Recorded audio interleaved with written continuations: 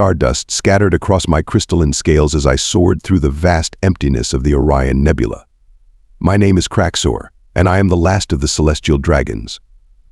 The cosmic winds whispered stories of my ancestors, magnificent beings who once danced among the stars, their bodies shimmering with the light of 1,000 suns. Being the last of my kind was not a choice, but a burden thrust upon me by the cruel hand of fate. A massive solar storm had wiped out my entire species while I was exploring a distant galaxy. Now, I carry the weight of their memories in every beat of my cosmic heart. The emptiness of space used to be comforting, but after 3 centuries of solitude, even the most brilliant nebulae lost their luster. My crystalline body, spanning the length of what humans would call 3 football fields, refracted starlight in dazzling patterns. But who was there to appreciate this spectacle? The meteors? The comets? They were beautiful, yes, but they could not fill the void in my soul. My daily routine consisted of gliding through asteroid fields, using my plasma breath to carve intricate patterns into space rocks. Sometimes I would catch my reflection in the polished surface of these stones. The sight that greeted me was both magnificent and heartbreaking. A dragon made of living crystal, with scales that shifted colors like the aurora borealis, eyes that burned with the intensity of blue supergiants, and wings that could encompass small moons. The Orion Nebula had been my playground since birth. I knew every gas cloud, every stellar nursery, and every young star forming in this cosmic dance. But knowledge without someone to share it with is like a black hole. It consumes everything and gives nothing back. Sometimes I would sing the ancient songs of my people, my voice resonating through the vacuum of space in electromagnetic waves. The stars would pulse in response, creating a symphony that only I could appreciate. These moments were bittersweet, reminding me of the grand choruses my kind once performed, their voices making entire galaxies vibrate with joy. To pass the time, I collected interesting space phenomena, a hobby that would have made the elders of my species shake their crystalline heads in disapproval. My collection included a frozen comet tail that sparkled like diamond dust, several pieces of exotic matter that defied the laws of physics, and my pride and joy, a small temporal anomaly that showed glimpses of parallel universes. But today felt different. As I curved my massive body around the edge of a forming star, my sensors detected something unusual, a small blue planet in a distant solar system. Normally, I would have ignored it, but there was something about its composition that caught my attention. The planet pulsed with a type of energy I had never encountered before, life energy, but not just any kind. It was complex, diverse, and incredibly resilient. The pull was irresistible. Perhaps this is what humans call destiny, though I would not learn that word until much later. With a flick of my stellar tail, I changed course. My wings, spanning the distance between planets, caught the solar winds as I began my journey toward Earth. Little did I know that on that small blue planet, my loneliness would finally end, and my life would change forever. But that is getting ahead of our story. First, I had to navigate through the asteroid belt of this peculiar solar system, careful not to attract attention. After all, a crystalline dragon the size of a small city is not exactly inconspicuous, even in the vastness of space. As I approached the 3rd planet from this system's star, I activated my camouflage matrix, my crystalline body bending light around itself to become nearly invisible. The planet's atmosphere buzzed with electromagnetic signals, a cacophony of human communications that fascinated my sensitive receptors. My initial scan for resources led me to a mountainous region in what humans call North America. The mountains contained rare minerals that could sustain my energy needs. But something else caught my attention, a powerful beam of focused light shooting up into the night sky. Curious, I traced the beam to its source, a large telescope positioned on the roof of a modest house near the mountain's base. Behind the telescope stood a small human figure, and through my enhanced vision, I could see her clearly dark, curly hair tied back messily, oversized astronomy club sweatshirt, and eyes that reflected the starlight with an intensity that reminded me of home. The human was different from others I had observed. While most humans slept during their planet's dark cycle, she stayed awake, methodically scanning the stars with her primitive but endearing observation device. I found myself moving closer, careful to maintain my camouflage. What happened next nearly caused me to crash into the mountain. The human, whose name I would later learn was Luna Rodriguez, pointed her telescope directly at me. Now, this should have been impossible. My camouflage technology was advanced enough to fool the most sophisticated detection systems in the galaxy. Yet somehow, this young human with her basic telescope had spotted me. Holy cow, her voice carried through the thin mountain air. That's either the weirdest aurora I've ever seen, or she adjusted her telescope's focus. Something else entirely. I remained perfectly still, hovering in the cold night air. My crystalline heart pulsed faster as she continued to track my position. Part of me wanted to flee, to disappear into the vast darkness of space. But another part, the part that had been alone for centuries, kept me anchored in place. Luna grabbed her phone and started recording. Day 47 of sky watching. Time 2:43 a.m. I'm detecting some kind of anomaly above Mount Wilson. It's refracting light in a pattern I've never seen before. Almost like it's alive. She was perceptive, this small human. Perhaps too perceptive. I decided to take a risk. Maintaining my position, I allowed a small section of my camouflage to fade, revealing one of my crystalline scales. The reaction was immediate. No way. No freaking way. Luna nearly dropped her phone. That's not natural. That's not natural at all. Whatever you are up there, you're definitely not from Earth. I shifted position slightly, letting starlight catch more of my revealed scale. Luna's excitement was palpable, but notably she hadn't run away screaming or called for others. Instead, she pulled out a notebook and started sketching what she could see. "Okay, mysterious space thing," she said, her voice carrying a mix of wonder and determination. "If you can understand me, could you maybe?" "I don't know. Move left a bit." I considered her request for a moment before complying, drifting slowly to the left. Luna's gasp of delight sent an unfamiliar warmth through my crystalline form. "This is insane. This is absolutely insane," she muttered, but her voice held no fear. "I've got so many questions. Are you sentient? Where are you from? Why are you here? Can you communicate?" For the first time in centuries, I felt something new, a connection. This human child, with her curiosity and courage, had done something no other being had managed since the loss of my kind. She had seen me, truly seen me. I decided to take another risk. Focusing my energy, I created a small display of lights in front of her telescope, using my scales to form basic geometric patterns, a universal language of mathematics. Luna watched intently, then grabbed her notebook again. "You're trying to talk to me," she whispered. Okay, let me think. If you can understand me, show me a circle, then a square." And so began my first conversation with Luna Rodriguez, the human who would change my existence forever. Through simple patterns and shapes, we established a primitive but effective form of communication. As the night wore on, neither of us wanted it to end. But when the first hints of dawn began to color the horizon, I knew I had to retreat. Before disappearing into the clouds, I created one final pattern, a promise to return the next night. Luna's bright smile told me she understood. Over the next few weeks, Luna and I developed our own secret language. She would bring her laptop to our meetings, using mathematics software to communicate more complex ideas. Through binary code and mathematical equations, we graduated from simple shapes to actual conversations. One particularly memorable night, Luna brought something she called a portable speaker. "Listen to this," she said, placing it on a flat rock. The sound that emerged was unlike anything I had encountered in my centuries of space travel. Luna called it classical music, specifically, something called clair de lune. The vibrations resonated with my crystalline structure in unexpected ways, creating patterns of light that danced across my scales. Luna watched in amazement as my entire body became a light show synchronized to the music. "That's the most beautiful thing I've ever seen," she whispered, her breath visible in the cold mountain air. I learned that Luna lived alone with her grandmother, who worked night shifts at the local hospital. This arrangement gave Luna the freedom to continue our midnight meetings without raising suspicion. She was what humans called a prodigy, having skipped 2 grades and already taking college-level astronomy courses. In return for her lessons about Earth culture, I taught her about the cosmos.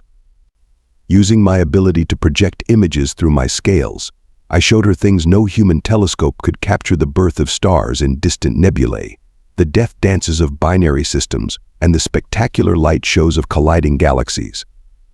"How do you travel through space?" Luna asked one night, munching on something she called a peanut butter sandwich. She always brought food to our meetings, even though I explained I sustained myself through absorption of stellar radiation. Through our mathematical language, I explained my species' natural ability to create and traverse wormholes. My crystalline structure allowed me to bend space-time, though the process required enormous energy. Luna's eyes lit up with understanding as she scribbled equations in her notebook. So that's how you avoid detection. You're not just bending light, you're bending space itself. Her quick grasp of complex physics concepts never ceased to amaze me. But wait, wouldn't that mean are you actually much bigger than what I'm seeing? I shifted my camouflage slightly, allowing her to see my true size for just a moment. Luna's sandwich dropped from her hand. You're the size of downtown. How are you doing this? The energy requirements must be astronomical. I explained through a series of complex equations how my species could exist in multiple dimensional states simultaneously, allowing us to interact with smaller beings without causing gravitational disruption. Luna spent the next hour furiously writing in her notebook, occasionally muttering this changes everything, and Einstein was so close. One night I noticed Luna was unusually quiet. When I inquired through our mathematical language, she hesitated before responding. I told my best friend about you today, she admitted. My crystalline heart nearly stopped. Don't worry. She didn't believe me. She thinks I'm making it all up for a creative writing project. That night, I made a decision. I shared with Luna the true story of my species' extinction, projecting the memories through my scales like a cosmic movie. She watched in silence as the solar storm tore through my home galaxy, her eyes filling with tears as she witnessed the last moments of my kind. You've been alone all this time, she whispered when the images faded. That's why you stayed when I spotted you. You were lonely too. Luna stood up and did something unprecedented. She walked right up to my smallest visible portion and placed her hand on my scales. The touch sent shivers through my entire crystalline form, creating cascading rainbows of light. You're not alone anymore, she declared with the absolute certainty only a teenage human could muster. We're friends now, best friends. And I'm going to learn everything about space travel and physics and find a way to help you restore your species, even if it takes my whole life. In that moment, as Luna's warmth seeped into my ancient crystalline form, I realized something profound. In all my centuries of existence, through all my travels across the cosmos, I had never encountered anything quite as remarkable as the loyalty of a human teenager. Little did we know, our newfound friendship was about to face its greatest test. The very next night, my sensors detected something entering the solar system, something I had hoped never to encounter again. The hunters had found me. The hunters arrived in 3 obsidian ships that absorbed light rather than reflected it.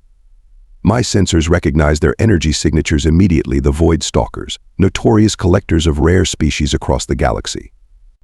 They had tried to capture one of my kind before, leading to the destruction of an entire solar system in the ensuing battle. I sent an urgent message to Luna through our mathematical code danger. Cannot meet tonight. Stay away, but I should have known better. Within an hour, she was on the mountaintop, her telescope pointed skyward, frantically scanning for signs of trouble. Those ships, they're not natural formations, she transmitted back through her laptop. They're absorbing all electromagnetic radiation, even light itself. What are they? Before I could warn her again, one of the hunter ships detected her electronic transmission. A beam of dark energy shot from the nearest ship, scanning the mountaintop. I had seconds to act. Breaking my camouflage, I wrapped my crystalline form around Luna's observation spot, creating a protective barrier that reflected the scan harmlessly into space. Those are Void Stalkers, I transmitted quickly. They hunt rare species across the universe. They've been seeking my kind for millennia. You must leave. They will not hesitate to eliminate any being that stands between them and their prey. Luna's response surprised me. Instead of running, she started typing furiously on her laptop. The mountain caves. They're lined with magnetite and other minerals. They should block their scans. I've been mapping them for my geology project. We can hide you. The hunters' ships were moving into attack formation. I had faced their kind before and escaped, but never with a fragile human to protect. Yet Luna was already packing her equipment, pointing toward a cave entrance half hidden behind some boulders.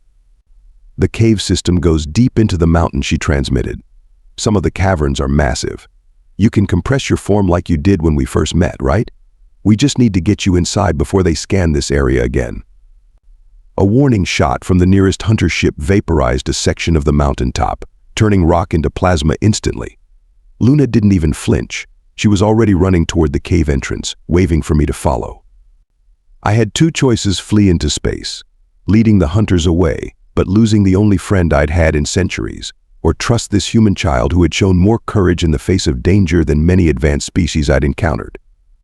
The decision took less than a microsecond. I condensed my massive form, the process sending shockwaves through the mountain air, and followed Luna into the cave. The entrance was barely large enough for my compressed form, but Luna had been right. The mineral composition of the rocks immediately began interfering with the hunters' scanning equipment. "I've been preparing for something like this," Luna admitted as we went deeper into the cave system. She pulled out a tablet showing detailed maps of the cave network. "Not alien hunters specifically, but I knew someday someone might come looking for you. So I've been studying everything about the mountain's geology and electromagnetic properties." The ground shook as another hunter blast hit the mountain's surface. Luna stumbled, but quickly regained her footing. "There's a cavern about 2 miles down that's perfect. It's surrounded by a natural Faraday cage of minerals. No signal gets in or out. You'll be completely invisible to their scans." My bioluminescence provided light as we navigated the treacherous underground passages. Luna led the way with unwavering confidence, even as the sounds of destruction echoed from above. Despite the immediate danger, I found myself marveling at this human's resourcefulness. She had turned her scientific curiosity into a survival strategy. "Why are you risking your life for me?" I transmitted as we reached the massive cavern she had mentioned. The space was indeed large enough for me to partially expand my form. Luna turned to face me, her expression visible in the light from my scales. "Because that's what friends do. And because you're not just some rare species to be collected. You're the last of your kind, a living library of cosmic knowledge. The universe would be darker without you in it." The hunters' ships were now directly overhead, their scanning beams hitting nothing but solid rock. As we settled into our underground sanctuary, I realized that our friendship wasn't being tested by this crisis, it was being forged into something stronger. After 3 days in the cavern, Luna emerged with a plan. She had been studying the hunters' attack patterns, timing their scanning sweeps, and analyzing their technology through the data I provided. "Their ships absorb all electromagnetic radiation," Luna explained, her tablet displaying complex waveform analyses. "But that's their weakness too. They can't absorb everything at once, or they'd overload. That's why they hunt in threes. Each ship specializes in a different part of the spectrum." Her fingers flew across her tablet screen, showing me her calculations. If we could force all 3 ships to absorb a massive energy surge simultaneously, they would have to either overload or drop their absorption fields. I completed her thought through our mathematical language. "But generating that much energy would require." "You," Luna said simply. "Your crystalline structure can focus and amplify energy, right? Like a giant prism." She pointed to her calculations. "We just need to get them in the right position first." The plan was audacious, borderline insane, and absolutely brilliant. Luna had noticed that the hunters followed strict mathematical patterns in their search protocols. If we could predict their convergence point. We spent the next hour fine-tuning the details. Luna would need to reach the mountain peak to place signal boosters at specific coordinates. The timing would have to be perfect. One mistake, and either the hunters would capture me, or worse, Luna would be caught in the energy backlash. As dawn approached, we put our plan into motion. Luna climbed to the surface, carrying a backpack full of modified radio equipment. I remained in the cavern, gathering and focusing energy through my crystalline structure, making my entire body pulse with contained power. Through our mathematical link, I monitored Luna's progress. My sensors detected the hunter ships circling above, their dark energy weapons ready to fire at any sign of movement. Luna moved carefully, placing her devices according to our calculated pattern. "Final transmitter in place," she signaled. "Ready when you are, big guy." The hunters took the bait. Their ships detected the strange pattern of signals and moved to investigate, falling perfectly into Luna's predicted formation. The moment they locked into position, I released my gathered energy. Light exploded from my crystalline body, channeled through Luna's strategically placed transmitters. The energy split into precise wavelengths, each targeting a specific hunter ship. Just as Luna had predicted, their absorption fields couldn't handle the simultaneous overload. The hunters had two choices: maintain their fields and be destroyed, or drop them and become vulnerable. They chose survival, their obsidian ships suddenly visible in the morning light. That was their final mistake. The instant their shields dropped, I burst from the mountain, my true form exposed in all its crystalline glory. Before they could react, I created a localized space-time distortion, something my species used to travel between stars. But this time I wasn't using it for travel. The hunter ships, caught in the distortion, were compressed and stretched simultaneously. Their advanced technology meant nothing against the fundamental forces of space-time itself.